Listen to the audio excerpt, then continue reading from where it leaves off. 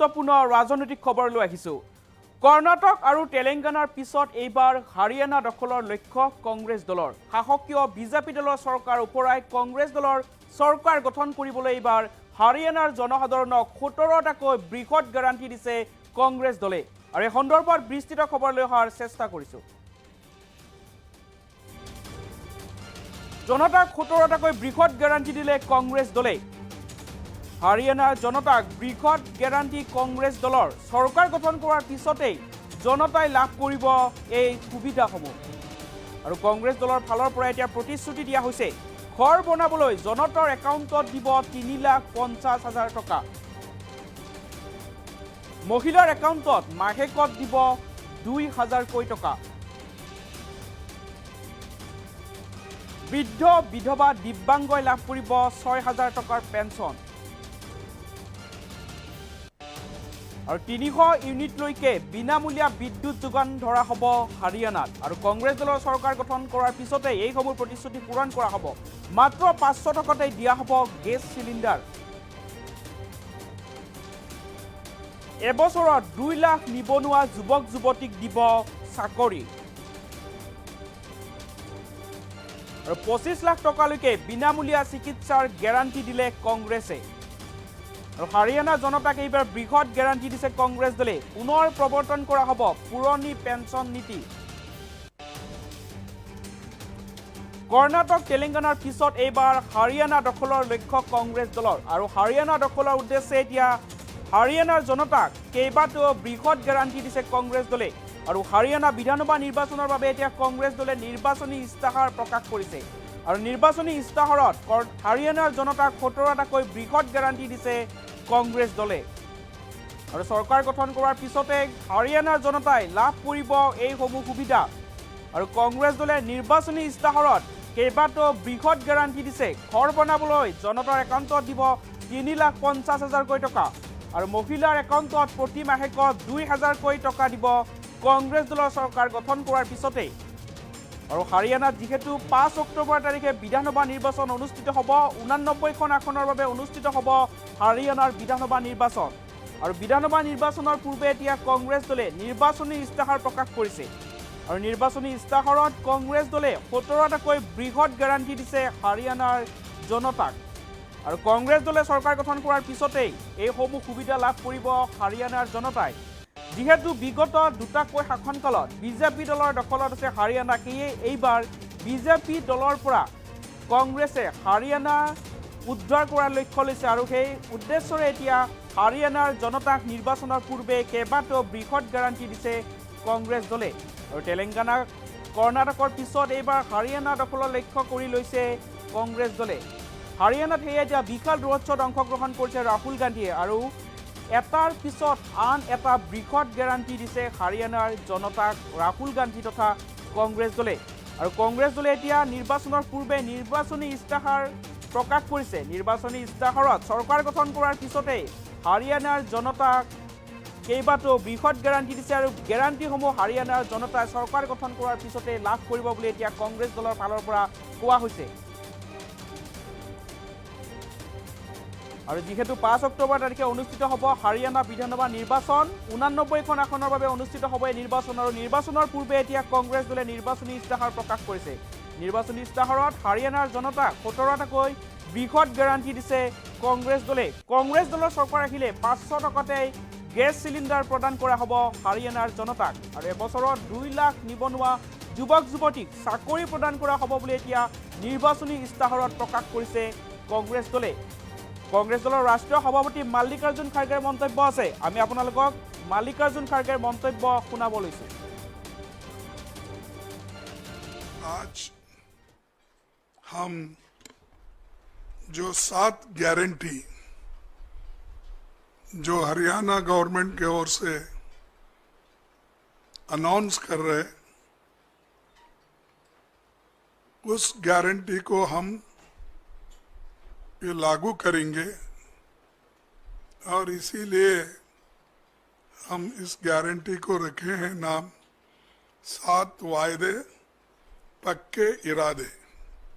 तो ये जो 7 वायदे हैं, उसके अलावा भी मैनिफेस्टो में जो हमारा कम से कम 53 पेज का मैनिफेस्टो है, वो तो बाद में वो लोग डिटेल उसको चंडीगढ़ में आपको बताएंगे। लेकिन ये जो वायदे हैं हम इसको पक्का निभाएंगे।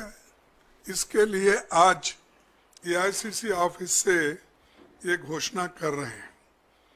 जैसा कि पूर्व वक्ता ने अपने इस पॉइंट को वो बताया है, लेकिन मैं उतने तफसील में नहीं जाता।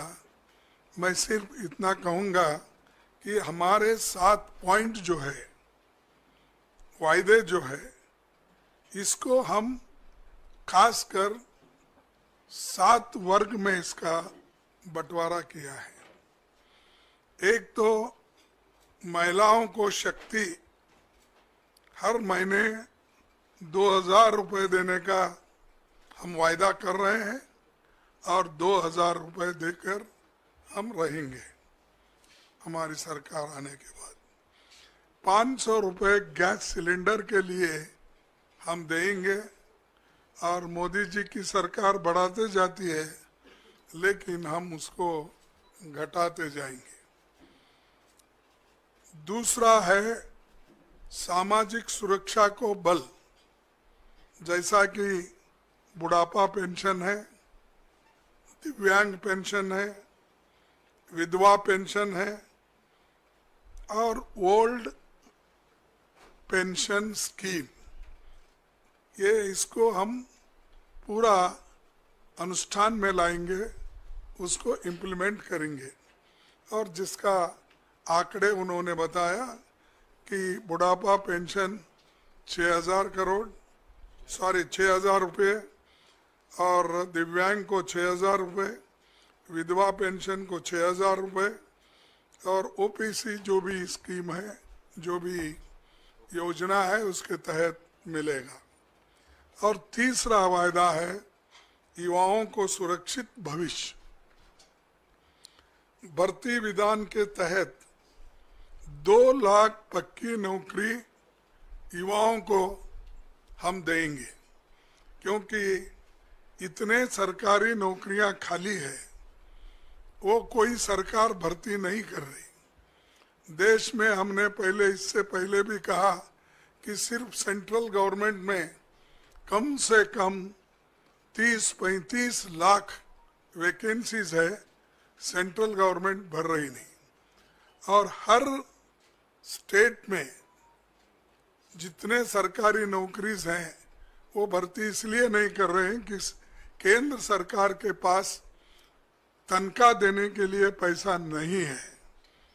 और ये जो युवाओं को हम ये नौकरी का वायदा कर रहे हैं, इसको हम निभाएंगे। हर परिवार को खुशहाली के तरफ जाने के लिए 300 यूनिट की फ्री बिजली, ठीक है ना? 300 यूनिट की फ्री बिजली और 25 लाख तक मुफ्त इलाज, जैसा कि पहले हमारे भाई गहलोत ने राजस्थान में शुरू किया था, वैसा आज फिर हम हरियाणा में यही लागू करेंगे। तो ये दोनों भी जो फ्री बिजली और मुफ्त इलाज, ये बहुत ही पक्का है और गरीबों को इससे बहुत फ़ायदा होगा, किसानों को भी फ़ायदा होगा। और हमारा 5वां जो है, गरीबों को छत, 100 गज का प्लॉट और 3.5 लाख की लागत से 2 कमरों का मकान। तो ये देखिए जरा, ये कम होता है, क्योंकि 2 में क्या करना, उसके लिए बाद में सोचिए, क्योंकि पकाना किधर, सोना किधर। कम से कम एक किचन तो अगर रहा तो उसको ऐड कर दीजिए। हाँ, तो ना फिर ठीक है, लेकिन देखिए मैं अब तो फिर वायदा नहीं करता, क्योंकि आप अपने बजट को देखकर ये वायदे किए हैं। तो इसीलिए जब आपकी हालत सुधरेगी तो उस पर विचार कीजिए। फिर किसानों को समृद्धि, ये तो आप सभी को मालूम है, हम भी लड़ रहे हैं। राहुल गांधी जी भी एमएसपी के लिए बहुत लड़े, अभी भी लड़ रहे हैं। उसके अलावा एमएसपी की जो कानूनी गारंटी है उसके लिए हम पार्लियामेंट में इलेक्शन में भी ये वायदा किया था। हमारे हरियाणा कांग्रेस कमेटी के आज के नेता लोग भी इस हरियाणा कांग्रेस का संकल्प पत्र में भी ये लिखा गया है। तो इस एमएसपी गारंटी का भी वो काम करेंगे। आखिरी में पिछड़ों को अधिकार, जातिगत सर्वे का, जातिगत जनगणना करने का बात हम ये पार्लियामेंट में भी उठाए थे और पार्लियामेंट के चुनाव में भी हमने इसका प्रचार किया। उसी ढंग से यहाँ पर जो हमारे हरियाणा में इसको जाति जनगणना की पूरी उन्होंने कोशिश करके वो जाति जनगणना इसलिए करेंगे कि हर कम्युनिटी के लोगों को, हर जाति के लोगों को वो कहाँ खड़े हैं, वेलफेयर स्कीम में उनका कहाँ स्थान है, चाहे इनकम में क्या है और शिक्षण में क्या है, नौकरियों में क्या है, ये हर चीज़ अगर आपको मालूम होना है तो ये जातीय जनगणना जरूरी है। इसीलिए वो काम हमारे हरियाणा की कांग्रेस पार्टी कर रही है और ये वायदा उन्होंने किया है और इसको हम अमल में लाएंगे।